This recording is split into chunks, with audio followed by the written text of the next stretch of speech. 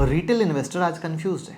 कोई बोल रहा है मार्केट एक्सपेंसिव है, कोई बोल रहा है क्रैश आने वाला है, कोई बोल रहा है लगातार गिर तो रहा है, कोई पीएसयू के पीछे भाग रहा है, कोई डिफेंस के पीछे। लेकिन जब मार्केट में अनसर्टेनिटी हो तो एक सवाल सबसे इंपॉर्टेंट होता है कि 1.4 लाख करोड़ मैनेज करने वाला फंड हाउस क्या कर रहा है।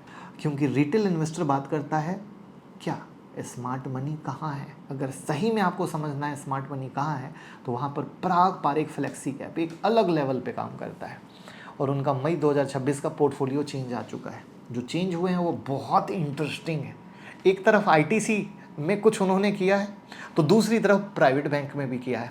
साथ में आईएक्स की भी कुछ कहानी निकल के आई है तो दूसरी तरफ पावर ग्रिड और कोल इंडिया को ट्रिम भी किया है। और सबसे शॉकिंग बात, मार्केट करेक्शन के बाद भी करीब 14.5% कैश पर है। तो आखिर राजीव ठक्कर और उनकी टीम क्या देख रही है जो आप और हम नहीं देख पा रहे हैं। तो एक फैक्ट सीट जो मई की आई है लेटेस्ट, उसमें उन्होंने क्या किया है पूरा ब्रेक डाउन करते हैं जिससे कि आपको पूरी अपनी पोर्टफोलियो को बनाने और समझने में हेल्प करे।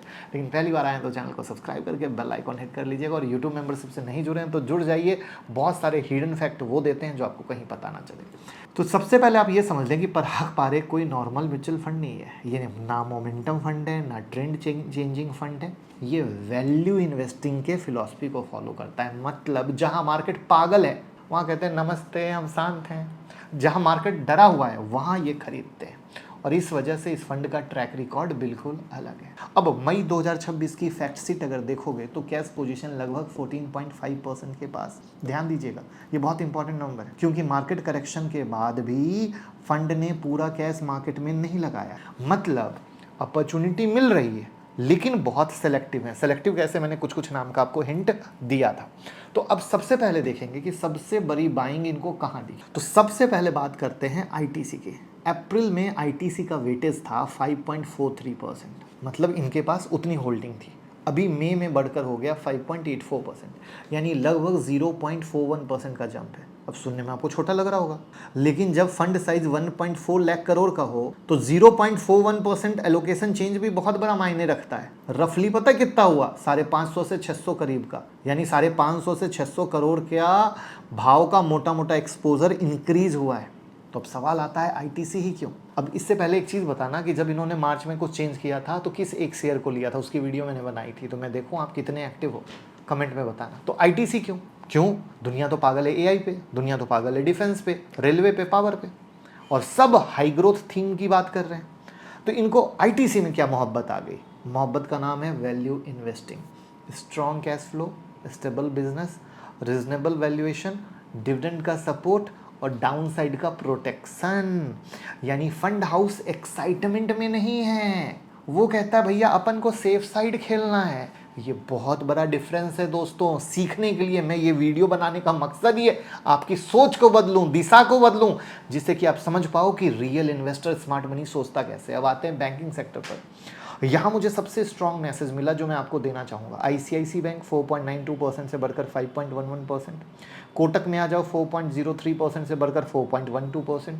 एचडीएफसी बैंक अभी भी इनकी सबसे बड़ी होल्डिंग है। तो अब आईसीआईसी, कोटक, एचडीएफसी से मोहब्बत। तो सोचिए कि पिछले 2 से 3 साल में प्राइवेट बैंक ने मार्केट को अंडर परफॉर्म किया। रिटेल वालों का एक्साइटमेंट पीएसयू और डिफेंस में है लेकिन इनको तो प्राइवेट बैंक में कन्विक्शन दिख रहा है। अब सोचने वाली बात है, सबसे पहले तो ये जो भी कर रहे हैं इनका विजन आगे 3 साल है। तो अब क्यों, क्योंकि अगर इंडिया को अगले 10 साल ग्रो करना है तो कहाँ से होगा, बैंकिंग सेक्टर से होगा। Credit growth, home loan, business loan और कॉरपोरेट का एक्सपेंशन, सब कुछ किसके थ्रू आएगा, सिर्फ और सिर्फ बैंक के थ्रू आएगा। और यही वजह है स्मार्ट मनी चुपचाप प्राइवेट बैंक में जा रहा है। और प्राइवेट बैंक में भी इधर उधर कुछ नहीं गया। आप लोग सस्ता देखते हो ना, इन्होंने कहा हम दिग्गज पकड़ेंगे, बात खत्म। क्यों, रिटर्न आना चाहिए सीधी। अब आते हैं सबसे इंटरेस्टिंग पॉइंट पर, PSU profit booking. Power grid April का वेटेज था 6.99%। मई में पता है वेटेज कितना रहा, 6.41%। कोल इंडिया को देखो, अप्रैल में 5.95%, मई में कितना है 5.66%। दोनों में ट्रिम हुआ, थोड़ा थोड़ा ट्रिम हुआ, ठीक है, बट अगेन वैल्यूएशन वाइज तो अच्छा ही है, राइट। तो अब सवाल है कि क्या पराग पारेख को पावर सेक्टर नहीं पसंद है क्या? बिल्कुल नहीं। अब यहाँ पर फिर से कहानी आएगी वैल्यू इन्वेस्टिंग की। जब बहुत तेजी होती है किसी में तो वैल्यूएशन बहुत फास्ट भाग जाता है, तो वहां पर पोजीशन ट्रिम करते हैं, जिसको दूसरी भाषा में प्रॉफिट बुकिंग भी कर लो। तो चाहे कोई भी स्टोरी कितनी भी अच्छी हो, और मुझे लगता है कि ये वही सिग्नल हो सकता है। तो रिटेल वाले तो वहीं पर भाग रहे हैं तेजी के बाद, फंड वाले पहले से पोजीशन बना के बैठे थे, वो वैल्यूएशन देख रहे हैं तो कहते भैया थोड़ा ट्रिम कर लो, तो डिफरेंस लगे, पूरा नहीं काटा।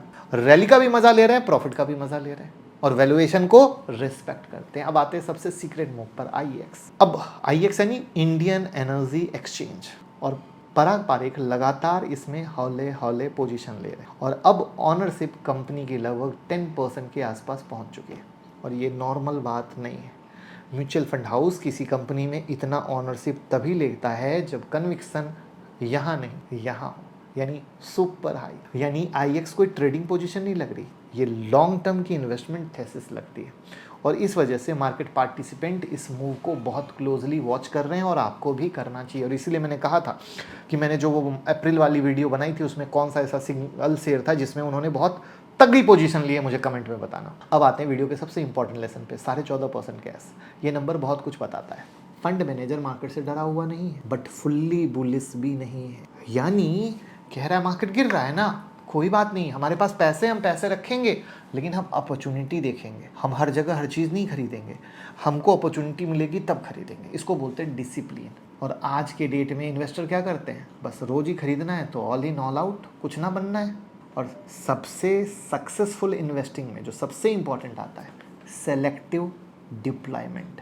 और पराग पारेख सेलेक्ट करके हौले हौले बढ़ा रहा है। जैसे मैंने कहा अप्रैल, और अभी नया चीज़ आया कब, मई वाले में। तो ऐसे ही मैं जून की भी वीडियो बनाऊंगा, जब जून का होगा। तो फॉलो करते रहोगे तभी तो ये चीज़ समझ पाओगे।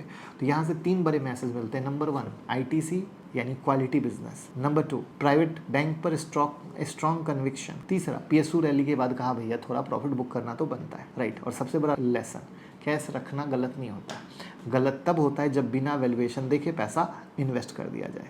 तो पराग पारेख का पूरा फिलॉसफी एक लाइन में समझनी हो तो जब वैल्यू मिले तब खरीदो, और जब वैल्यू ना मिले तो पेशेंस रखो, पैसा पॉकेट में। अब कमेंट में बताइए आपको इनका कौन सा मूव सबसे अच्छा लगा, आईटीसी, प्राइवेट बैंक या आईएक्स। और वीडियो को शेयर करके प्यार दीजिए। Thank you.